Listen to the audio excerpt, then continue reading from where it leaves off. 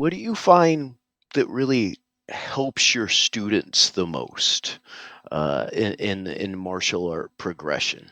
So I have the luxury of not caring about whether my students stay or go. I love them all, by the way, and I wish they would all stay. Hmm. And so I'm able to use them as my laboratory for teaching methodology. And right off the bat, what I wanted to do with my Filipino martial arts, as far as an instructor, is how quickly can I get somebody to functional, fairly high level skill sets? Like, how quickly can I do that? And then hopefully in the process of me making them good really, really fast, they fall in love with the art and they stick around. So what really helps my students is a non-linear teaching style. So somebody would come in for the first time and I wouldn't get them to do fundamentals that day. You're going to do whatever I wanted to do that day with the people who have been training with me for a while. Hmm. That lack of structure, or that specific kind of structure, I should say, it's a double-edged sword, because you can absolutely cognitively bury somebody that day. And they're like, Hmm. whoa, this is too complex. I'm not going to sign up. But that linear pedagogy is the way that I teach my students. And so we might start with, learning double stick, high box, sombrada right Hmm. off the gate. And I try not to let them get good at any one drill. I try to, as soon as they get comfortable with it, as soon as they get into automation mode, I introduce something else. I introduce something different.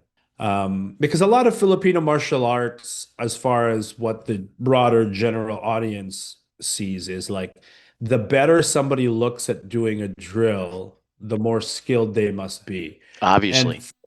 right, obviously, clearly. And the nature of flow drills is that at its base, it's a choreography. There's expectations, there are patterns within it.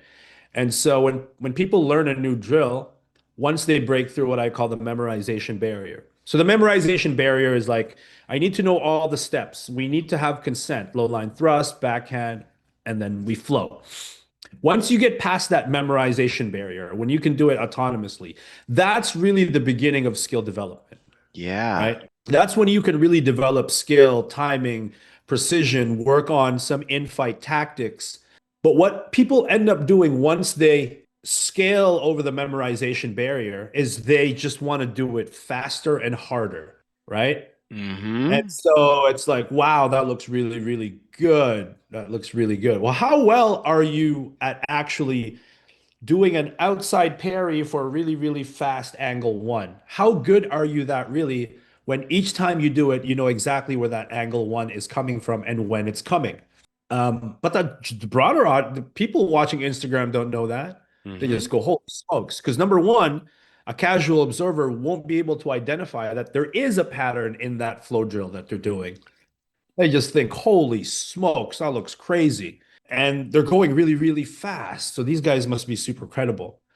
And I've tested this. I've taken people with absolutely no Filipino martial arts experience, and within an hour of just trying to memorize this one sequence, I can make them look like they've been doing it for a really, really long time. Mm. Easy. It's easy to fake this stuff. And